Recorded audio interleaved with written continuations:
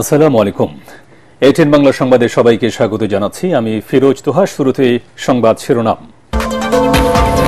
সচিবালয়ের আগুন 6 ঘন্টার চেষ্টা নিয়ন্ত্রণে। পুড়ে গেছে কয়েকটি মন্ত্রণালয়ের নথি। অগ্নিকাণ্ডের কারণ জানা যায়নি বলছে ফায়ার সার্ভিস। ট্রাক চাপায় এক দমকল কর্মী নিহত।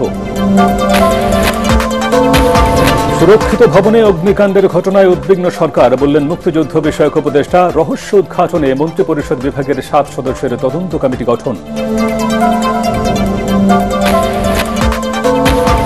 সচিবালয়ের আগুনের ঘটনায় জড়িতদের 24 ঘন্টার মধ্যে আইনের আওতায় আনার দাবি বিএনপির সিনিয়র নেতাদের। প্রশাসনে এখনও বসে আছে হাসিনার দোসররা।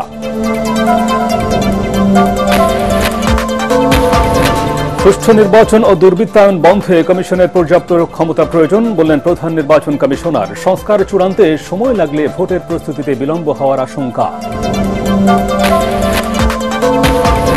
এবং বিডিআর বিদ্রোহের ঘটনায় কোনো দেশকে এখনো চিহ্নিত করা হয়নি। দেশি বিদেশি ষড়যন্ত্র ছিল, জানালো তদন্ত কমিশন।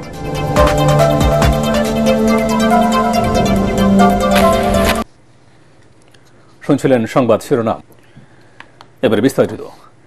দেশের প্রশাসনিক কেন্দ্র সচিবালয়ে বুধবার মধ্যরাতে ভয়াবহ অগ্নিকাণ্ডের ঘটনা ঘটে। এতে 7 নম্বর ভবনের 6, 7, 8 ও 9 তলা পুড়ে যায়। খবর পেয়ে আগুন নেভানোর কাজে যোগ দেয় ফায়ার সার্ভিস কর্মীরা। দমকল কর্মীদের টানা 6 ঘন্টার চেষ্টায় সকাল 8টার দিকে আগুন নিয়ন্ত্রণে আসে।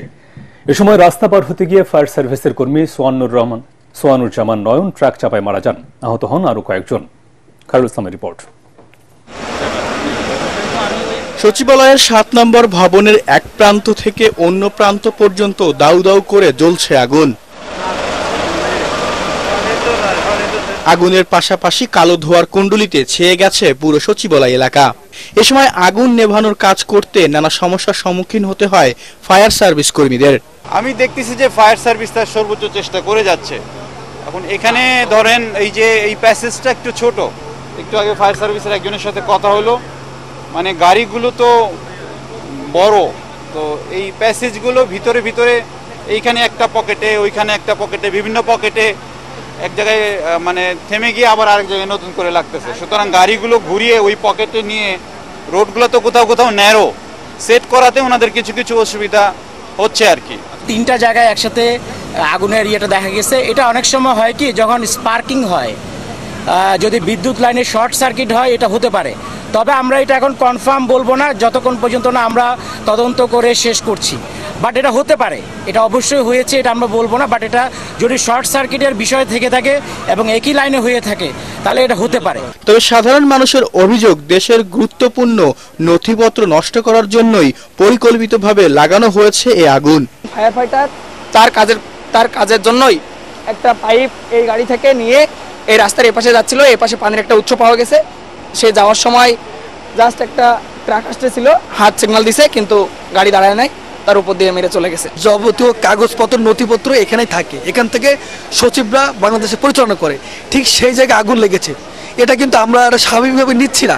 বাংলাদেশে এত গুরুত্বপূর্ণ স্থানে আগুন লাগার পর এত কাছে হেডকোয়ার্টার থাকা সত্ত্বেও ফায়ার সার্ভিসের তার এত বিলম্ব, এটা সম্পূর্ণ সুপরিকল্পিত এবং এটাকে আমরা ষড়যন্ত্র মনে করছি। ফায়ার সার্ভিসের পাশাপাশি সেনাবাহিনী, বিজিবি সহ বিভিন্ন আইন শৃঙ্খলা বাহিনীর সংস্থা আগুন নেভানোর কাজে সহযোগিতা করে। খায়রুল ইসলাম, এটিএন বাংলা, ঢাকা। সচিবালয়ের মতো সুরক্ষিত জায়গায় অগ্নিকাণ্ডের ঘটনায় সরকার উদ্বিগ্ন বলে জানিয়েছেন মুক্তিযুদ্ধ বিষয়ক উপদেষ্টা ফারুক আজম।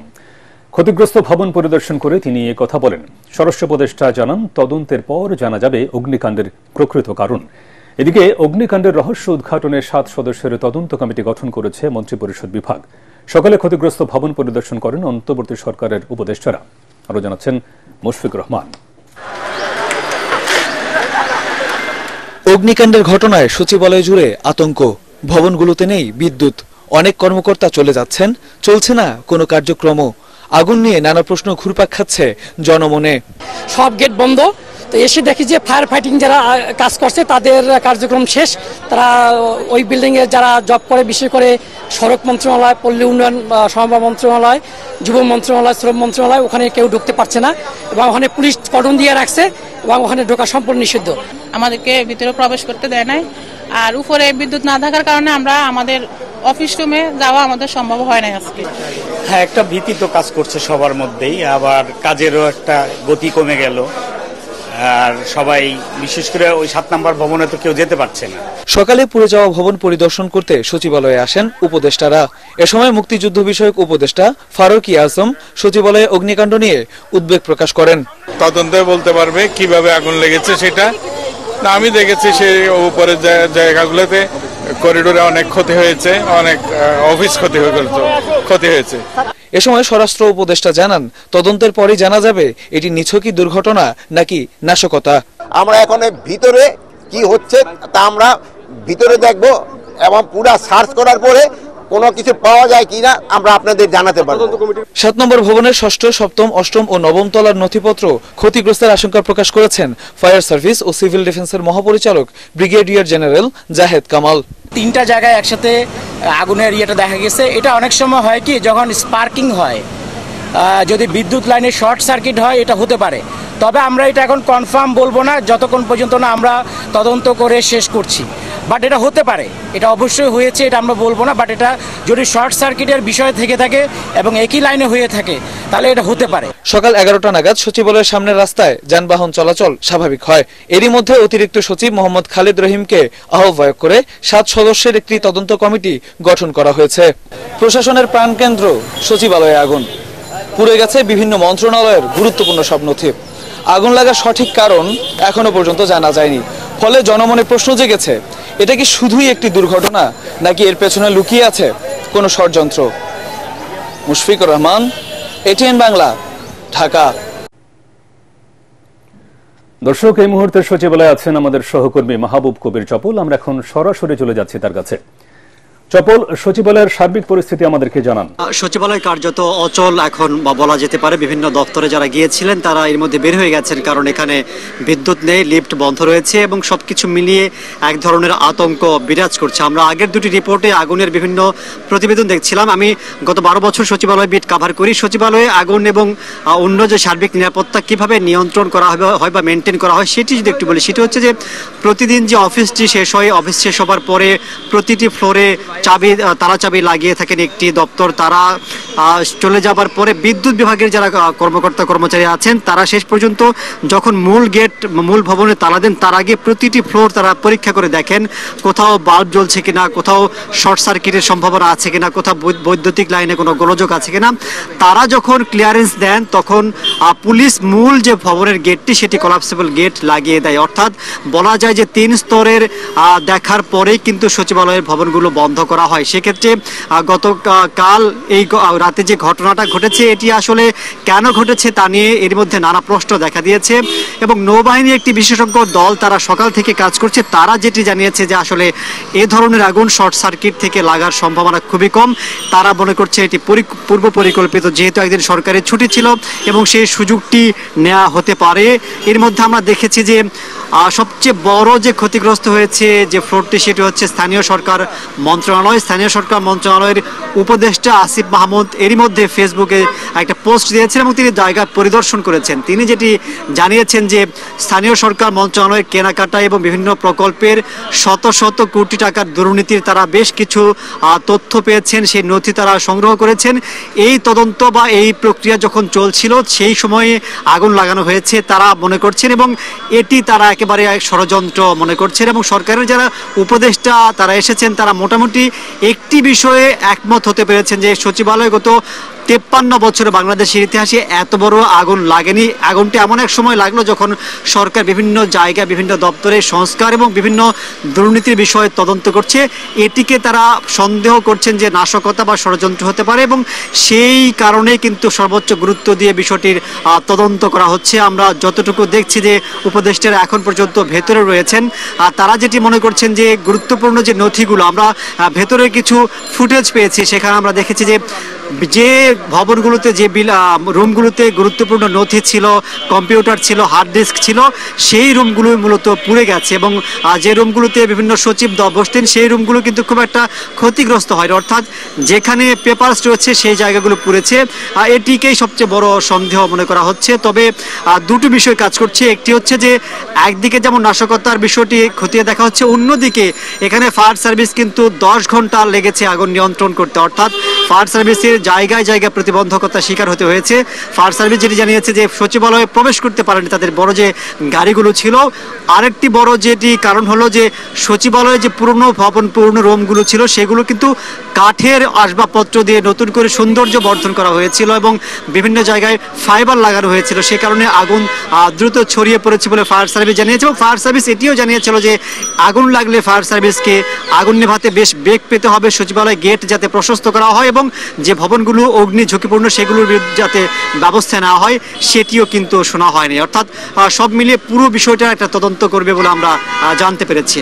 তোহা, চপল, আপনাকে ধন্যবাদ। সুষ্ঠু নির্বাচন ও দুর্বৃত্তায়ন বন্ধে কমিশনের পর্যাপ্ত ক্ষমতা প্রয়োজন বলে মনে করেন প্রধান নির্বাচন কমিশনার এএমএম নাসির উদ্দিন। এজন্য ইসির করণীয় ঠিক করতে সংস্কার কমিশনের সুপারিশের অপেক্ষায় রয়েছেন বলে জানান তিনি। সিএসি বলেন, সংস্কার প্রস্তাব পেলে তা পর্যালোচনা করে ব্যবস্থা নেবেন। তবে সংবিধান ও আইন বিধির পরিবর্তনে সময়ক্ষেপণ হলে নির্বাচনী প্রস্তুতিতেও বিলম্ব হওয়ার আশঙ্কা প্রধান নির্বাচন কমিশনারের। বিস্তারিত জানাচ্ছেন একরামুল হক সায়েম। পতিত ফ্যাসিস্ট শেখ হাসিনা সরকারের সময় টানা বিতর্কিত ভোটের ফলে ভেঙে পড়েছিল গোটা নির্বাচনী ব্যবস্থা। ত্রয়োদশ সংসদ নির্বাচন আয়োজনে এখন একদিকে চলছে নির্বাচনী ব্যবস্থা সংস্কারে অন্তর্বর্তী সরকারের প্রস্তাবনা চূড়ান্ত করার কাজ, অন্যদিকে ভোটের প্রস্তুতি শুরু করেছে নতুন নির্বাচন কমিশন। যদিও সংসদীয় পদ্ধতি বা নির্বাচনী প্রক্রিয়ায় কি পরিবর্তন হচ্ছে তা এখনো স্পষ্ট নয়, আর তা বিলম্ব হলে পুরোদমে নির্বাচনী প্রস্তুতি নিতে সমস্যা হতে পারে বলে জানালেন প্রধান নির্বাচন কমিশনার। অতীতে যে বিধি আছে, আইন হয়েছে, অনেকগুলো আইন কানুনে পরিবর্তন করা হয়েছে অতীতে 3টা কমিশন। এখন we have to fix those changes. এখন ওনারা সুপারিশ কি দেন তা জানি না, তাতে যদি আবার আইন পরিবর্তনের দরকার হয় বা বিধি পরিবর্তন, তাহলে আবার এই এক্সারসাইজটা রয়ে গেছে। আমরা অপেক্ষা করছি কেন বর্তমান বিদ্যমান অবস্থাকে অ্যাড্রেস করার জন্য কোথায় কোথায় অ্যামেন্ডমেন্ট করতে হবে এটা আমরা জানি, কিন্তু অতিরিক্ত আরো কিছু আসলে তখন আবার কোথায় কোথায় চেঞ্জ করতে হবে একসাথে করেই তো আমার তো আইনটা চেঞ্জ করে বারবার করে তো আইন চেঞ্জ করা যাবে না। দেখলাম যে বাইক্যামেরাল মানে দ্বিকক্ষ বিশিষ্ট পার্লামেন্ট, এইটা রাত্রে আবার মাথার মধ্যে আবার চিন্তা ঢুকে গেছে, তাহলে তো আবার আমাকে আবার প্রস্তুতি কিছুটা অ্যাডজাস্ট করে নিতে হবে। নির্বাচনের সাথে রিলেটেড যত রিফর্মস কমিশনের রিপোর্ট আসবে, like local government reforms commission, তারা কি ধরনের সুপারিশ দেয় এটাও আমরা জানি না। তারপরে কনস্টিটিউশন অ্যামেন্ডমেন্ট যেটা ডক্টর আলী রিয়াজের নেতৃত্বে যেটা করবে, এদের সুপারিশগুলো তো আমার জন্য ভেরি ভেরি রিলেভেন্ট। সিইসি জানান, সংস্কার কমিশনের প্রস্তাব পর্যালোচনা করে করণীয় ঠিক করবে কমিশন। ইসির ক্ষমতা বাড়াতে প্রয়োজনে আলাদা প্রস্তাবনা তৈরি করার কথাও জানান তিনি। নির্বাচন কমিশনকে ক্ষমতায়ন করার জন্য, এম্পাওয়ার করার জন্য, ক্ষমতা বৃদ্ধি করার জন্য যত সুপারিশ আছে আমরা উইল ওয়েলকাম। ক্ষমতা না দিলে আমি তো কাজ করা মুশকিল। সুপারিশের মধ্যে যেগুলো আমাদেরকে এম্পাওয়ার করার জন্য হবে সেগুলো আমরা মানব। প্রধান নির্বাচন কমিশনের আশা, নির্বাচন ঘনিয়ে আসতে নিরাপত্তা ব্যবস্থার আরও উন্নতি হবে। একই সাথে অতীতের মতো ডিসিএসপি সহ মাঠ প্রশাসনের কর্মচারীদের পক্ষপাতমূলক অবস্থান নেয়ার সুযোগ থাকবে না বলে দাবি তার। আগে তো একটা উপর থেকে বিশাল একটা প্রেসার ছিল তো, যে এইভাবে তোমরা ইলেকশন করে আমার দলকে জিতাইতে হবে। এখন তো সেরকম নাই। আমি কনফিডেন্ট ইনশাল্লাহ এরকম কোনো সিচুয়েশন আমি ফোরসি করি না যে ইলেকশন ক্ষতিগ্রস্ত হবে, বন্ডল হয়ে যাবে, সেই ধরনের কোনো সিচুয়েশন আমি ফোরসি করি না। মানুষ যখন দেখতে পাবে যে এই election commission is committed to deliver a free fair election, যেটা তাদের চাহিদা, সারা দেশের মানুষই তো আমাদের পক্ষে দাঁড়াবে ভাই। নির্বাচন সংশ্লিষ্ট সব পক্ষের আন্তরিক সহযোগিতা সুষ্ঠু ভোটের মূল নিয়ামক বলে মনে করেন সিএসি এএমএম নাসির উদ্দিন। আমরা কোনো দলের না, আমরা দেশের 18 কোটি মানুষের পক্ষে কাজ করছি। সবাইকে একটা সুন্দর সুযোগ দিতে চাই। একরামুল হক সায়েম, এটিএন বাংলা, ঢাকা। ভারত শেখ হাসিনার মাধ্যমে বাংলাদেশকে একটি কলোনি বা উপনিবেশ বানাতে চেয়েছিল। এজন্যই পালানোর পর দেশটি তাকে আশ্রয় দিয়েছে। ঢাকা রিপোর্টার্স ইউনিটিতে এক আলোচনা সভায় এমন অভিযোগ করেছেন বিএনপির সিনিয়র যুগ্ম মহাসচিব রুহুল কবির রিজভী। এদিকে সকালে সচিবালয়ের আগুনের ঘটনায় জড়িতদের 24 ঘণ্টার মধ্যে আইনের আওতায় আনার দাবি জানিয়েছেন বিএনপি চেয়ারপারসনের উপদেষ্টা জয়নুল আবেদিন ফারুক। অন্তর্বর্তী সরকারের 4 মাস পরও সচিবালয়ে হাসিনার দোসররা কিভাবে বসে আছে সেই প্রশ্ন তোলেন তিনি। জাতীয় প্রেস ক্লাবের সামনে এক অবস্থান কর্মসূচিতে এসব বলেন বিএনপি চেয়ারপারসনের উপদেষ্টা জয়নুল আবেদিন ফারুক। এ সময় দ্রুত জাতীয় নির্বাচনের তারিখ ঘোষণা করতে অন্তর্বর্তী সরকারের প্রতি আহ্বান জানান এই বিএনপি নেতা।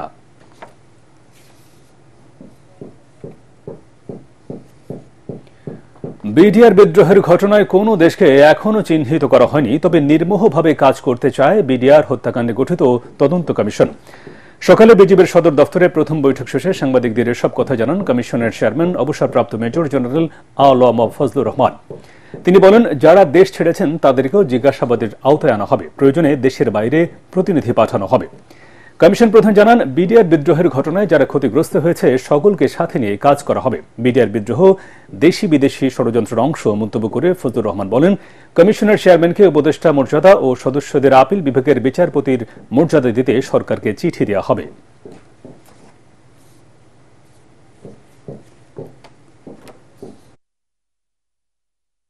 এই বিডিআর বিদ্রোহ পরবর্তী সময়ে যারা নিগৃহীত হয়েছেন, নিহত হয়েছেন, বঞ্চিত হয়েছেন, সবকিছুকে আমরা নজরে নিব এবং অতীব সহমর্মিতার সাথে এবং আন্তরিকতার সাথে আমরা তাদের ক্ষতকে নিরাময় করবার চেষ্টা করব। আওয়ামী লীগ নির্বাচনকে তামাশায় পরিণত করেছে বলে মন্তব্য করেছেন জামায়াতে ইসলামের আমির ডাক্তার শফিকুর রহমান। খুলনার পাইকগাছা উপজেলার গদাইপুর ফুটবল মাঠে অনুষ্ঠিত সমাবেশে তিনি প্রধান অতিথির বক্তব্যে এসব কথা বলেন। তিনি আরো বলেন, সেনাবাহিনী হত্যাকারীদের সাথে জড়িতদের বিচারের আওতায় আনতে হবে। এর আগে তিনি খুলনার ডুমুরিয়ার 18 মাইল মোড়ে অনুষ্ঠিত সভায় জামায়াত ইসলামের সেক্রেটারি জেনারেল ও সাবেক এমপি অধ্যাপক মিয়া গোলাম পরওয়ার বলেছেন, নিরপেক্ষ নির্বাচনের জন্য অন্তর্বর্তীকালীন সরকার যখন এগিয়ে যাচ্ছে তখন দিল্লি থেকে নতুন নতুন ষড়যন্ত্র করা হচ্ছে।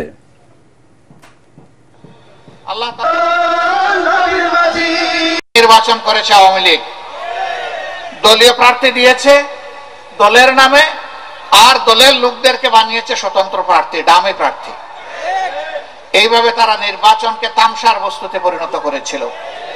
আমাদের দেশে যে সমস্ত যুবক যুবতীর বয়স হয়েছে 28 থেকে 30 বছর, তারা তিনটি নির্বাচন পেয়েছিল উপযুক্ত বয়সে, কিন্তু একটি ভোট দিতে পারে নাই। আমাদের ভোটাধিকার ছিল না, আমাদের সাংবিধানিক অধিকার ছিল না, বিচার, আমাদের অর্থনৈতিক, রাজনৈতিক, মানবিক, ব্যক্তিগত মানুষের মূল্যবোধ, গণতন্ত্র, ধর্মীয় স্বাধীনতা এই 17-18 বছরে পতিত স্বৈরাচার সব ধ্বংস করে দিয়েছিল।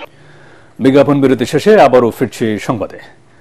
গুজব ও ভুল তথ্য প্রতিরোধে মূলধারার সাংবাদিকদের সোচ্চার হওয়ার আহ্বান জানিয়েছেন পররাষ্ট্র সচিব জসিম উদ্দিন। বলেন, বর্তমানে অনলাইন ও সামাজিক যোগাযোগ মাধ্যমে লাগামহীনভাবে মিথ্যা তথ্য প্রচার হচ্ছে, যা তাৎক্ষণিকভাবে জনমনে বিভ্রান্তি ছড়ায়।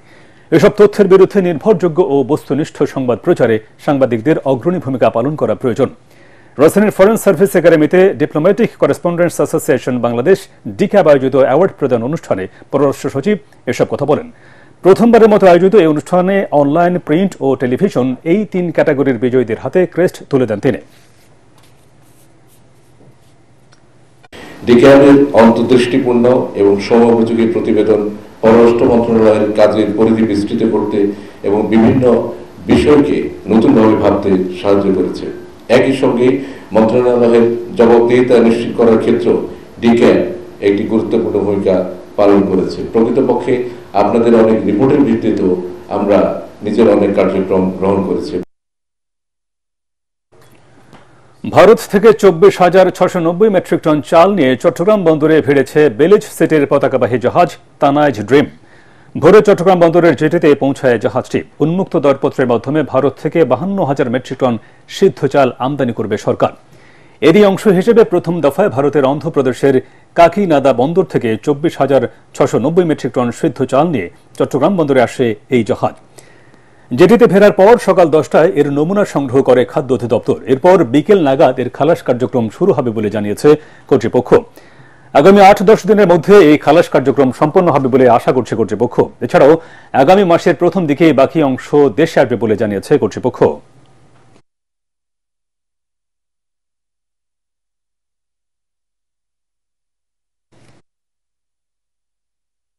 দাপিয়ে বেড়াচ্ছে হাজার হাজার ব্যাটারি চালিত অবৈধ রিকশা, ভ্যান ও অটোরিকশা। এতে সৃষ্টি হচ্ছে তীব্র যানজট, চরম ভোগান্তিতে নাকাল শহরবাসী।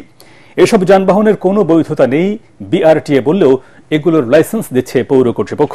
অবৈধ সব যানবাহন দিনে দিনে বেড়ে যাওয়ায় যানজট নিয়ন্ত্রণে হিমশিম খাচ্ছেন ট্রাফিক পুলিশরা। অবৈধ যানবাহনের বিরুদ্ধে ব্যবস্থা নেওয়ার কথা জানালেন পুলিশ সুপার। জয়পুরহাট প্রতিনিধি রফিকুল ইসলাম রফিকের রিপোর্ট জানাচ্ছেন জাহিদুল আলম। জয়পুরহাট জেলার বিভিন্ন সড়ক দাপিয়ে বেড়াচ্ছে কয়েক হাজার ব্যাটারি চালিত অটোরিকশা ও ভ্যান। প্রতিদিন বাড়ছে এর সংখ্যা। এসব যানবাহনের চালকদের নেই কোনো প্রশিক্ষণ, মানেন না ট্রাফিক আইন। এতে ঘটছে দুর্ঘটনা। যেখানে সেখানে পার্কিং করায় যানজট বাড়ছে সড়কে। নগরবাসী জানান 10 মিনিটের রাস্তা যেতে কখনো কখনো লেগে যায় ঘণ্টাখানেক সময়। অভিযোগ রয়েছে এসব যানবাহন থেকে রেজিস্ট্রেশন ও চালক ফি নিয়ে চলাচলে অনুমতি দিচ্ছে পৌরসভা। আধা ঘন্টা থেকে 1 ঘন্টা সময় লাগে, অথচ যদি যানজট মুক্ত থাকতো তাহলে আমার 10 থেকে 15 মিনিটে আমি শহরে আসতে পারতাম। যত্রতত্র ঘোরাঘুরি করে, যার কারণে দুর্ঘটনার সম্ভাবনা বেশি থাকে।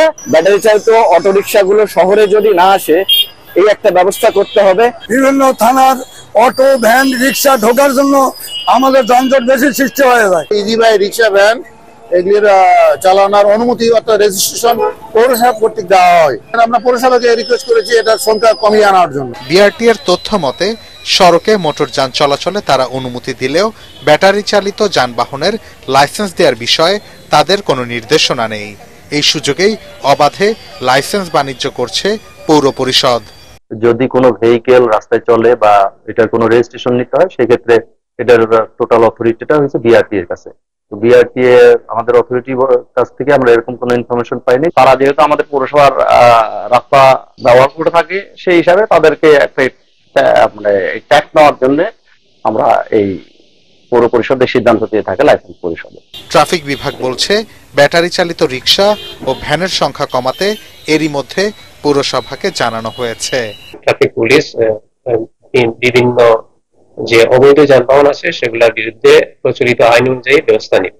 জয়পুরহাট পৌরসভার হিসেব মতে এখন পর্যন্ত 1807টি ব্যাটারি চালিত যানের রেজিস্ট্রেশন দিয়েছেন তারা। তবে জেলার শ্রমিক সংগঠনগুলোর দাবি এ সংখ্যা প্রায় 25,000।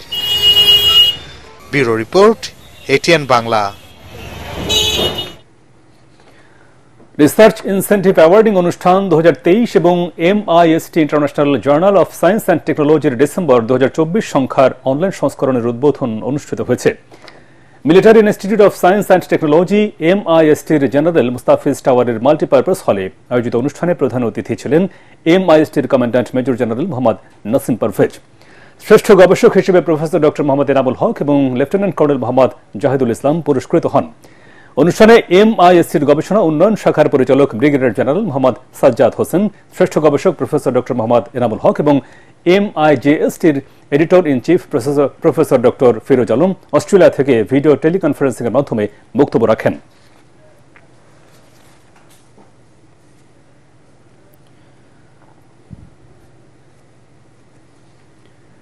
ক্রেতা দর্শনার্থীদের ভিড়ে জমে উঠেছে আবাসন খাতের সবচেয়ে বড় মেলা রিহ্যাব ফেয়ার। পছন্দমতো ফ্ল্যাট ও কাঙ্ক্ষিত প্লটের বুকিং এর পাশাপাশি রেডিমেড ফ্ল্যাটও কিনছেন অনেকেই। মাঝারি সাইজের ফ্ল্যাটের বিক্রি বাড়ায় খুশি ব্যবসায়ীরা। রিহ্যাব কর্তৃপক্ষ আশা করছে এবারের মেলায় 400 কোটি টাকার বেশি ফ্ল্যাট ও প্লট বিক্রি হবে।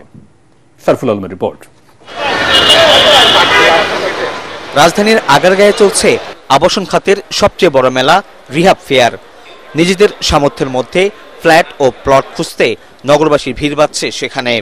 স্বাদ আর সাধ্যের মধ্যে পছন্দের লোকেশনে নিজের ঠিকানা খুঁজে নিচ্ছেন অনেকেই।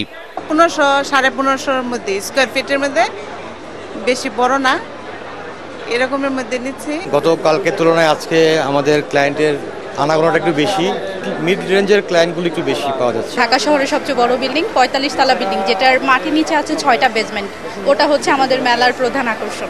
5 দিনের রিহ্যাব ফেয়ারের ফ্ল্যাট ও প্লট বুকিংয়ে আবাসন প্রতিষ্ঠানগুলো দিচ্ছে চমকপ্রদ সব ছাড়। স্পট বুকিং দেয়, সাথে সাথে আমরা একটা অ্যাপল ল্যাপটপ ফ্রি দিচ্ছি। এছাড়া এককালীন পেমেন্টের সাথে আমরা 30% ডিসকাউন্ট দিচ্ছি। মেলা উপলক্ষে পূর্বাঞ্চলে আমাদের প্রজেক্টে যে কোনো গ্রাহক প্লট বুকিং দিলে আমরা সর্বোচ্চ 10% ডিসকাউন্ট দিচ্ছি শুধুমাত্র রিহাব ফেয়ার 2024-এর আয়োজনের কারণে। কর্মসংস্থানের পাশাপাশি দেশের অর্থনীতি সমৃদ্ধ করতে গৃহায়ন ও সহায়ক শিল্প বিকাশে এমন আয়োজন অর্থনীতিতে বিশেষ ভূমিকা রাখছে বলে মনে করছেন অনেকেই। আমরা চাচ্ছি কম দামে ভালো জিনিস, ওনারা ভালো জিনিস আর একটু বেশি দাম চাচ্ছে। বাংলাদেশে আমরাই সর্বোচ্চ এবং 700 ppm আমরাই দিয়ে থাকছি। ইতিমধ্যে যথেষ্ট পরিমাণ এই রিহ্যাবে আমরা সাড়া পাচ্ছি এবং আমাদের যথেষ্ট পরিমাণ অর্ডার হচ্ছে। 2 বছর ধরে মেলা হয় না এবং এই একই ছাদের নিচে আপনি শুধু একটা, এখানে ছোট বড় বিভিন্ন কোম্পানি, তাছাড়া ব্যাংক ফ্যাসিলিটি, কয়েকটা ব্যাংক আছে, তারপর বাথরুম ফিটিংস, অন্যান্য ব্যাকওয়ার্ড লিঙ্কেজের ইন্ডাস্ট্রিগুলো এখানে আছে। আমরা যে টার্গেট করছি 400 কোটি টাকা, আশা করছি আলহামদুলিল্লাহ ইনশাআল্লাহ এটা অতিক্রম করবে। মেলায় ভবন নির্মাণ সহায়ক ও আর্থিক সব মিলিয়ে মোট 220টি স্টল অংশ নিচ্ছে। 5 দিনের আবাসন মেলা চলবে 27 ডিসেম্বর পর্যন্ত। শারফুল আলম, এটিএন বাংলা, ঢাকা। আল আরাফা ইসলামী ব্যাংক অর্থ সংবাদ।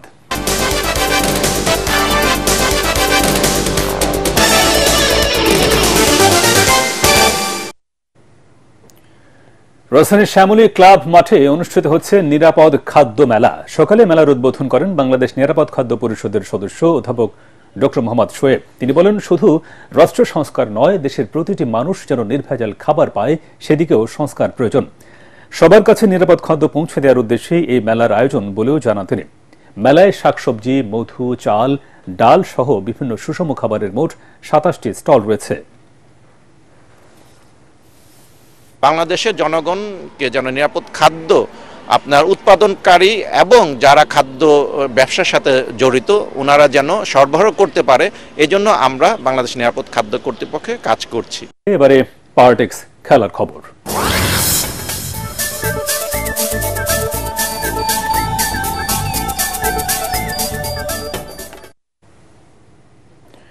মেলবোর্নে বক্সিং ডে টেস্টের প্রথম দিন ভারতের বিপক্ষে বড় সংগ্রহের পথে এগোচ্ছে অস্ট্রেলিয়া। টস জিতে ইনিংস ওপেন করতে নামেন শ্যাম কনস্ট্যান্ট এবং উসমান খাজা।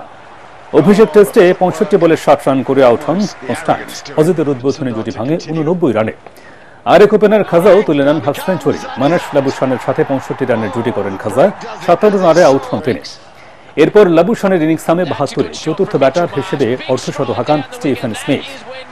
শেষ করার আগে সংবাদ শিরোনাম আরেকবার।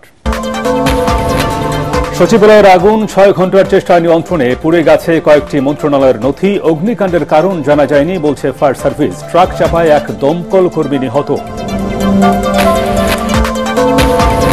সুরক্ষিত ভবনে অগ্নিকাণ্ডের ঘটনায় উদ্বিগ্ন সরকার, বললেন মুক্তিযুদ্ধ বিষয়ক উপদেষ্টা। রহস্য উদ্ঘাটনে মন্ত্রিপরিষদ বিভাগের 7 সদস্যের তদন্ত কমিটি গঠন। সচিবালয়ের আগুনের ঘটনায় জড়িতদের 24 ঘন্টার মধ্যে আইনের আওতায় আনার দাবি বিএনপির সিনিয়র নেতাদের। প্রশাসনে এখনো বসে আছে হাসিনার দোসররা।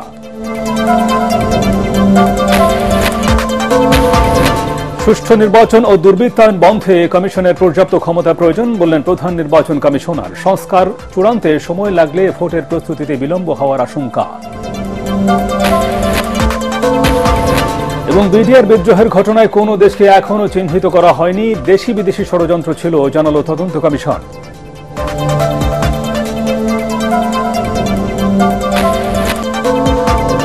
পরবর্তী সংবাদ দেখার আমন্ত্রণ জানিয়ে এখনকার মতো শেষ করছি। এটিএন বাংলার সংবাদ ইউটিউবে দেখতে ব্রাউজ করুন youtube/ATN বাংলা নিউজ।